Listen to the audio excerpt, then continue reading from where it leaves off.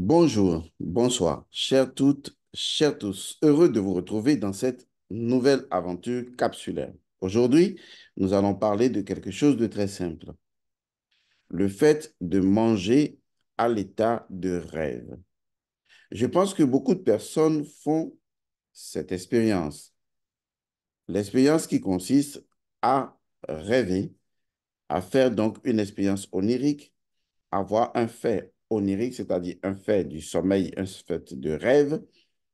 Et dans ce rêve, vous êtes en train de manger. Cela arrive à beaucoup de personnes. En fait, la question que les gens se posent aujourd'hui, est-ce que c'est dangereux, hormis les personnes qui ont déjà tiré un trait catastrophique sur cet état de fait en disant que c'est négatif, c'est etc., tous les adjectifs associés, nous devons d'abord poser la question de savoir, est-ce que le fait de manger dans les rêves répond d'abord à un principe premier? Et si oui, de quel principe il s'agit et comment ce principe peut être altéré, utilisé d'une manière ou d'une autre par toute personne qui maîtrise le voyage entre deux mondes. Bien, arrêtez de sourire, c'est sérieux. Il faut savoir une chose très simple et pratique. Dans toutes les traditions de l'Égypte antique, deux choses retiennent notre attention. La première, ce sont les testicules du dieu Seth. Et la deuxième chose, c'est l'œil d'Horus. Vous connaissez donc déjà l'histoire au cours des combats, des luttes entre Seth et Horus. Eh bien, le dieu Horus a arraché les testicules du dieu Seth, l'a émasculé, et le dieu Seth a arraché l'œil d'Horus, l'œil gauche d'Horus. Et donc, cette histoire nous montre aujourd'hui que l'élément ou les éléments du contentieux entre les deux, à savoir Horus et Seth, entre Horus et son oncle, entre Seth et son neveu, les éléments du contentieux sont naturellement les testicules et l'œil. Les deux éléments, lorsqu'ils sont harmonisés, lorsqu'ils sont invoqués pour faire la paix entre les deux belligérants, on appelle ce rituel-là le rituel de Hotep. Je vous l'ai déjà expliqué dans une vidéo qui est intitulée La signification de Hotep dans la spiritualité africaine. On ne va pas revenir là-dessus. Et donc, ces deux éléments du contentieux ont également d'autres dimensions explicatives. La première dimension est associée naturellement aux testicules. Les testicules représentent l'ouragan. Les testicules représentent les forces de grande puissance. Ce sont des forces naturellement de la nature qui sont déchaînées. C'est pourquoi le dieu sétien a toujours été associé au déchaînement des forces de la nature, aux forces incontrôlées, les forces sans maths, mais qui sont naturellement des forces de la nature, des forces qui n'ont pas été domestiquées, qui n'ont pas été maîtrisées. Par contre, l'œil d'Horus représente justement la maîtrise de ces forces, l'éveil de ces forces, la conscience de ces forces, la conscienceité de ces forces. Et par conséquent, on se rend compte que l'union entre l'œil d'Horus et les testicules de Seth ne peut apporter que Hotep, la paix, et que l'un ne va pas sans l'autre. Mais qu'en réalité, l'œil d'Horus est également associé à quelque chose d'extraordinairement puissant. Il s'agit des offrandes. Dans toutes les traditions initiatiques, les gens ne comprennent pas la dimension de l'offrande. Le fait de faire une offrande ou même un sacrifice, ce sont des choses très importantes parce que ce qui est pris en compte dans les offrandes et dans les sacrifices, c'est naturellement le cas qu'on appelle la vitalité. Donc, faire une offrande ou faire un sacrifice, c'est mettre à disposition cet élément important, la vitalité. Mettre à disposition le cas. Donc, on fait des offrandes aux dieux, aux divinités, pour leur permettre justement de disposer de la vitalité ou pour activer la vitalité de leur nature selon la nature de l'offrande que l'on fait à ces divinités-là. Ce qui permet justement de renforcer les capacités entre celui qui fait l'offrande et la divinité. Mais ce qui est important, c'est que les offrandes sont faites à une partie de la divinité, puisque la divinité elle-même est composée d'un étage ou d'étages comme la composition de l'humain. Une divinité a une âme, parce que c'est l'âme qui permet à la divinité de se mouvoir. L'offrande est donc faite à l'âme de la divinité, à cette partie de la divinité qui permet d'animer les choses, ce qu'on appelle le mouvement. Donc, nos ancêtres offrent des choses, font des offrandes pour que les âmes puissent obtenir la vitalité nécessaire et agir dans le plan d'existence matérielle. Et donc, quand on comprend cela, on comprend ce qui va suivre. Parce que ces offrandes qui sont faites, ce sont des offrandes du cas, des offrandes de vitalité qui sont données à des âmes.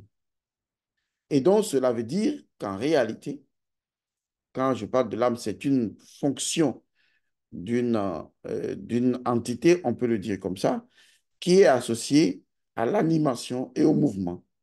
OK? Alors, ce qu'il faut comprendre, c'est que toutes les âmes ont besoin de se nourrir de vitalité. C'est l'élément fondamental. Et donc, les âmes des défunts, souvent, des défunts qui n'ont pas encore pris conscience pour se libérer de leur état de défunts, pour entrer dans les champs et à loup, demandent encore des offrandes et on leur donne à manger, on leur sert à manger. Et comme la nourriture est porteuse de vitalité, eh bien, ces âmes-là, ces défunts, prennent encore de ce cas pour pouvoir se maintenir. D'où le fait de nourrir des défunts, de nourrir les ancêtres, etc. L'autre chose également importante à savoir, c'est que même l'âme d'un être vivant, comme vous, comme moi, peut être nourrie. On peut faire une offrande à votre âme, comme on peut faire une offrande à la divinité tutélaire de votre famille. Et c'est là que nous retrouvons la clé des choses. Donc, il faut comprendre une chose. Le fait de faire une offrande à une âme est normal. C'est légal, on va le dire comme ça, et c'est légitime spirituellement. Parce que les âmes, qu'elles soient défuntes ou qu'elles soient vivantes dans le corps, on peut leur faire des offrandes du cas à travers des formes d'aliments qui puissent revitaliser ces âmes humaines. Par exemple, lorsqu'on dit que quelqu'un est sous l'effet de la sorcellerie, vous remarquez naturellement que cette personne mange, prend les produits, prend les médicaments, est soignée. Et pourtant, cette personne maigrit à vue d'œil parce que cette personne est continuellement dévitalisée par des sorciers mauvais. De la même manière, vous voyez, sans que les sorciers aient passé par une aiguille physique à mettre dans le corps pour les dévitaliser, mais pas un procédé occulte, de la même manière, eh bien, on peut apporter à une âme qui est en train d'être dévitalisée, on peut lui faire des offrandes. Vous voyez donc que c'est suffisamment pratique. Ça veut dire que à travers le fait que nous mangeons, une âme peut prendre de la vitalité. À travers les éléments de la nature, l'âme peut s'approvisionner en vitalité, mais également à travers une offrande. Donc, de façon pratico-pratique, Lorsque vous avez un malade, vous pouvez faire une offrande.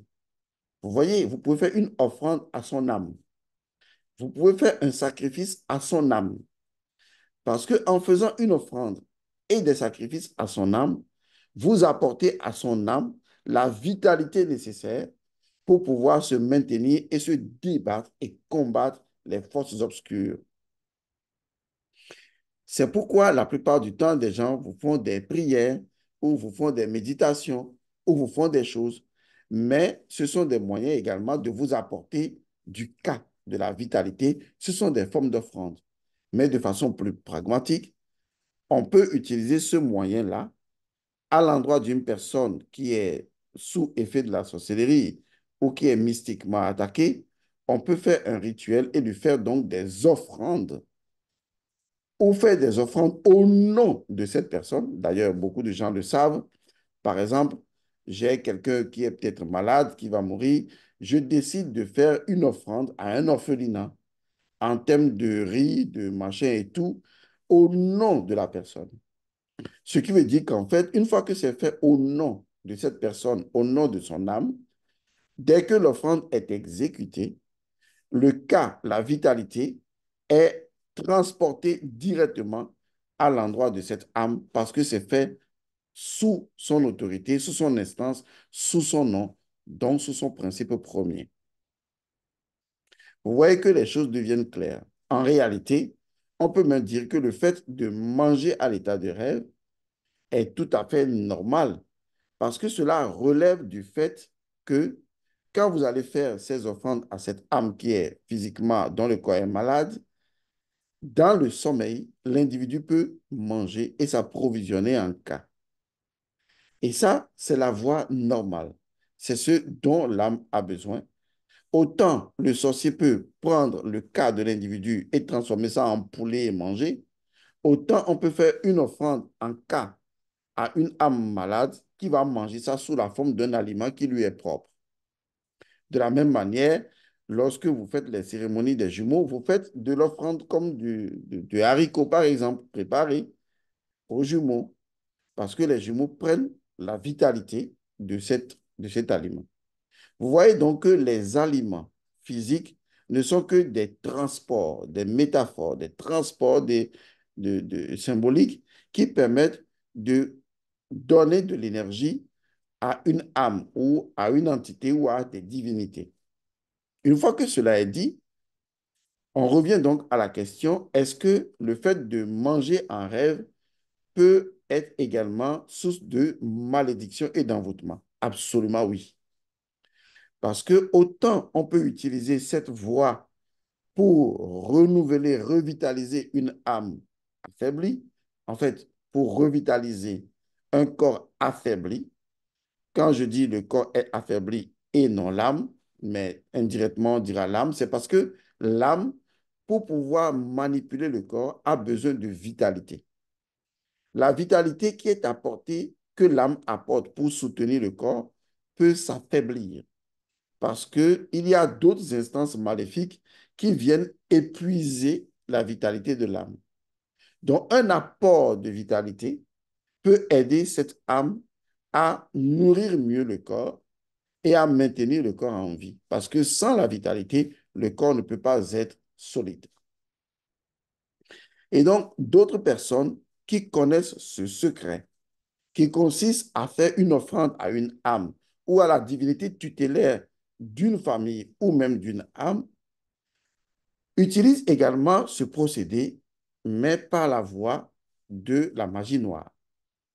Et c'est ce que vous remarquez souvent à l'état de rêve. À l'état de rêve, vous voyez que vous êtes en train de manger. Souvent, vous ne savez pas ce que vous mangez, mais vous le mangez, ou vous savez même ce que vous mangez, et vous mangez ça avec appétit. Et vous avez comme l'impression que cela reste en travers de votre gorge physique.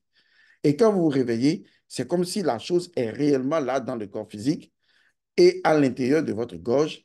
Et des fois, vous vous réveillez et vous l'avalez parce que vous ne pouvez plus sortir. Ou d'autres fois, il y en a qui arrivent à vomir consciemment en ce moment, juste pour que spirituellement, la chose soit également vomie, ce qui est naturellement une très bonne attitude.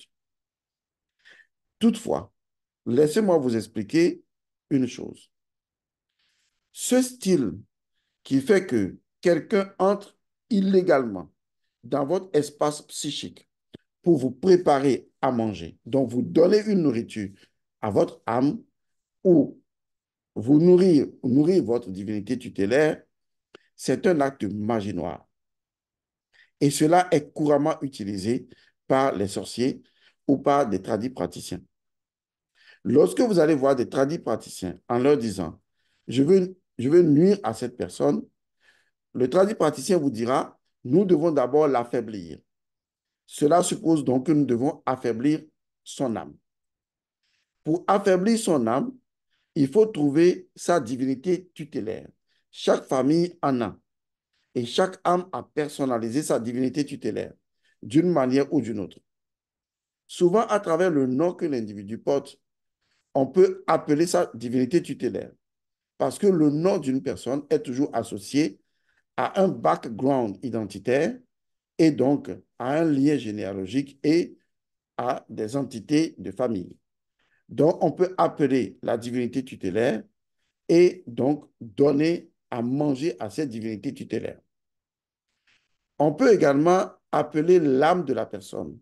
Et donc, en appelant son nom et en appelant son âme à rejoindre un endroit précis à travers ce que la personne aime, par exemple, on peut appeler son âme. Cela arrive de façon très facile. Il suffit d'orchestrer un rituel. Souvent, ceux qui ont fait le rituel de la vérité du sang, vous vous rappelez que quand vous avez fait la vérité du sang, il y a des membres de votre famille qui vous ont appelé. C'est parce que en agissant sur votre sang, vous agissez sur l'ensemble du sang de la famille. Et des gens peuvent vous appeler. Il y en a qui vous diront, j'ai rêvé de toi, j'ai rêvé que tu es mort, j'ai rêvé que... Vous voyez, des choses peuvent arriver. Ça veut dire que leur âme se trouve interpellée par le sang. Donc, le sorcier ou le tradipraticien va demander un animal, va utiliser la loi de la transsubstantiation pour que justement cet animal représente quelque chose dans l'idéation spirituelle de ce qu'il veut accomplir et il peut donc appeler votre âme.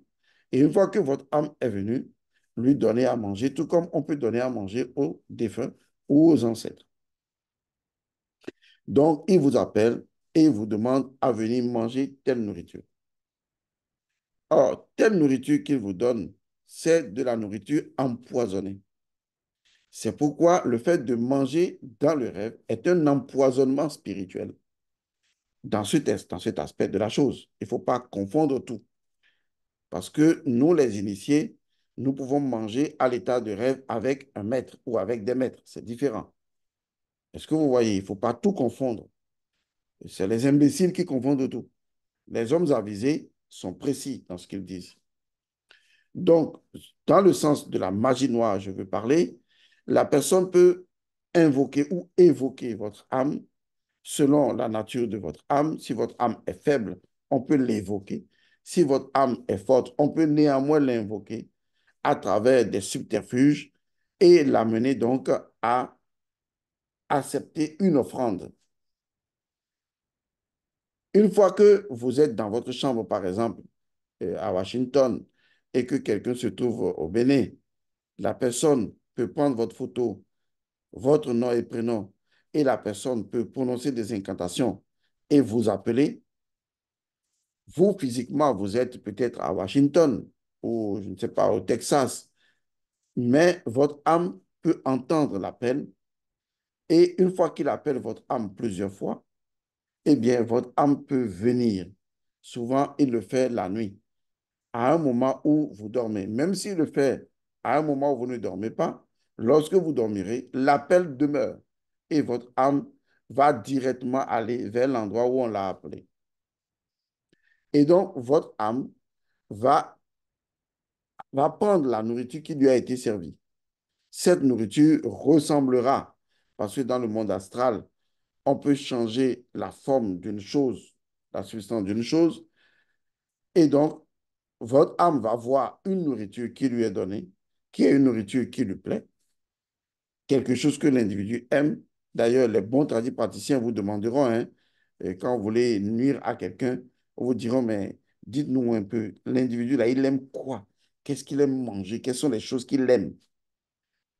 Donc, on vous prend au piège à partir de vos propres attachements, de vos dépendances. Et donc, on vous appelle, on vous présente les choses. C'est comme lorsqu'on veut, disons, entrer en sympathie avec une divinité, il faut présenter à la divinité les choses que la divinité aime. Votre âme est en soi une divinité aussi. Donc, il faut l'appeler en lui présentant ce que votre âme aime.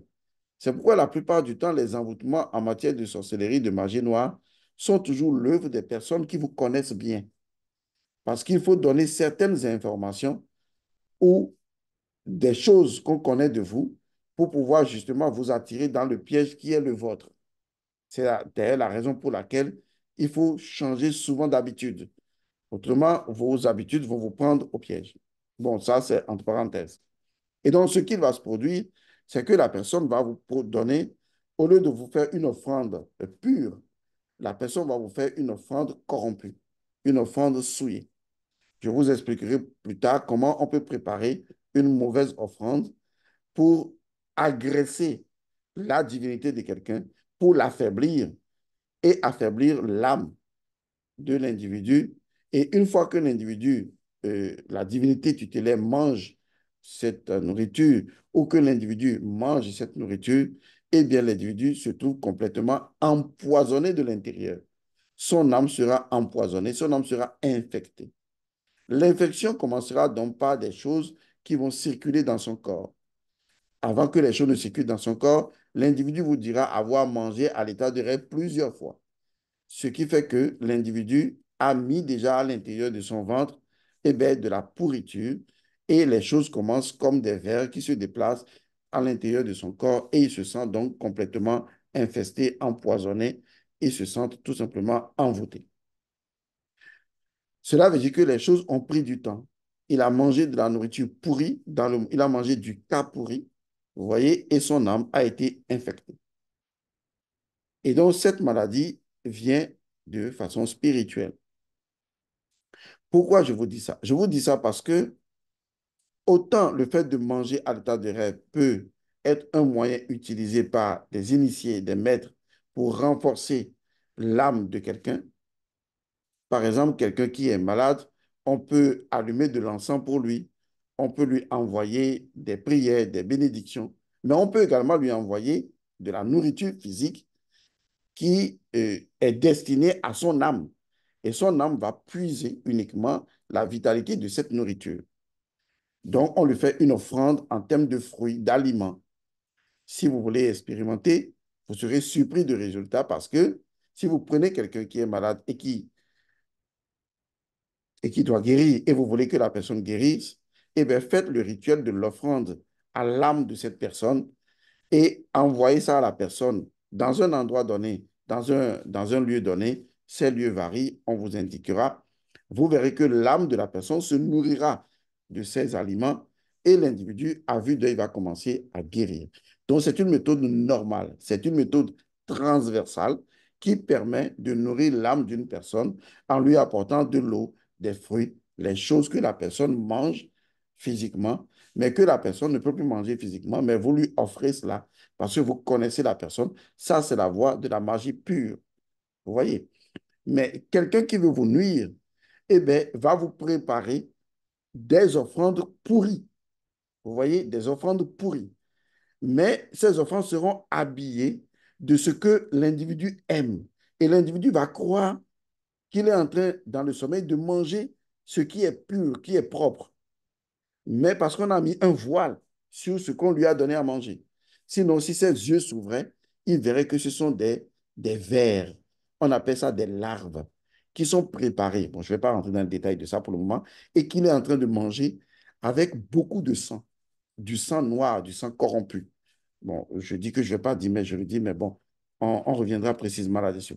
À partir de ce moment, l'individu va se pourrir l'abdomen, son chakra sacré, et à un moment donné, il sera naturellement infecté. Voilà pourquoi vous devez faire très attention, n'est-ce pas, au fait de manger à l'état de sommeil. Mais si je mange déjà à l'état de sommeil et de façon régulière, est-ce qu'il y a une méthode qui me permettra de stopper cela? Est-ce qu'il y a une méthode qui me permettra d'arrêter de manger à l'état de sommeil? Absolument, parfaitement.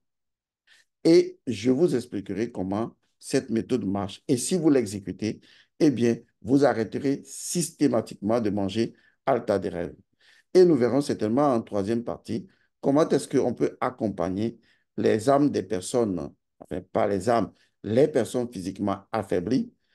Vous pouvez les accompagner par des offrandes d'énergie pure et vous verrez que ces personnes guériront. Pas seulement avec des méditations et des prières, je parle des choses physiques. Est-ce que vous comprenez cela? Ok, si vous avez compris, on verra cela la prochaine fois. Je vous dis paix et bénédiction à vous. Mangez dans les rêves.